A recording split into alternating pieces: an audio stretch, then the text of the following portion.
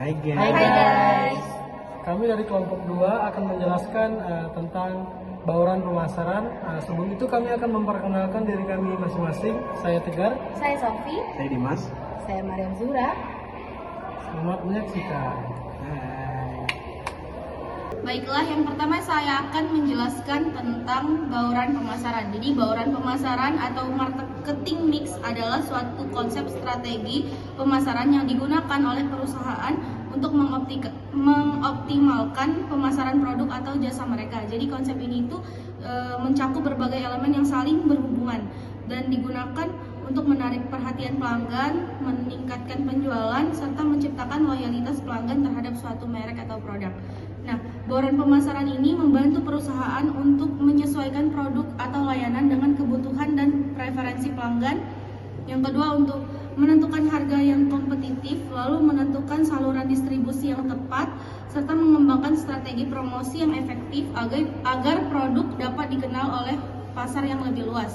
Dengan kata lain, bauran pemasaran ini merupakan alat yang digunakan perusahaan untuk memastikan bahwa produk atau layanan mereka sampai ke target pasar dengan cara yang paling efisien dan efektif.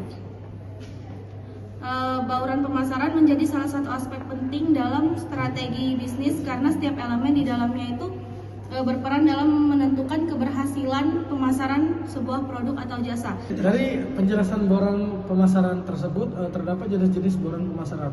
Yang pertama itu ada 4P untuk produk fisik, produk, barang atau jasa yang ditawarkan ke pasar. Kemudian ada price, penetapan harga berdasarkan biaya, pesaing dan nilai bagi pelanggan. Kemudian ada place, saluran untuk mendistribusikan produk ke pelanggan. Promotion, strategi komunikasi seperti iklan, diskon, dan media sosial untuk menarik pelanggan. Kemudian ada tambahan 3P untuk jasa. Yang pertama itu ada people, karyawan dan pelanggan yang terlibat dalam layanan.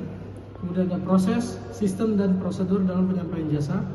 Physical evidence, elemen fisik yang mendukung layanan seperti desain tempat usaha atau kemasan produk. Adapun 4C yaitu customer need, cost, convenience, and communication. Customer needs menyesuaikan produk dengan kebutuhan pelanggan. Cost, biaya keseluruhan yang dikeluarkan pelanggan termasuk harga dan waktu. Convenience, kemudahan pelanggan dalam mendapatkan produk. Communication, interaksi dua arah antara perusahaan dan pelanggan.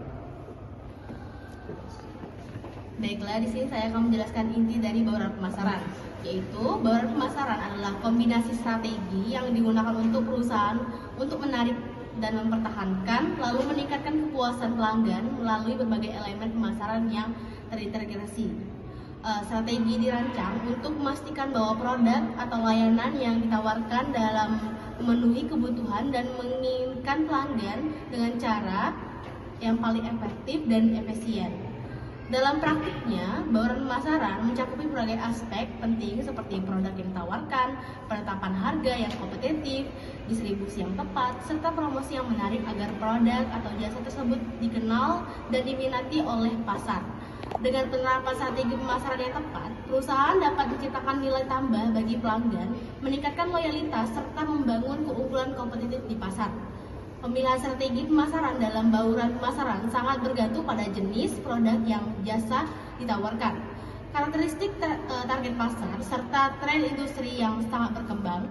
Setiap industri memiliki dinamika yang berbeda, sehingga perusahaan perlu melakukan analisis pasar secara menyeluruh untuk menyesuaikan strategi mereka.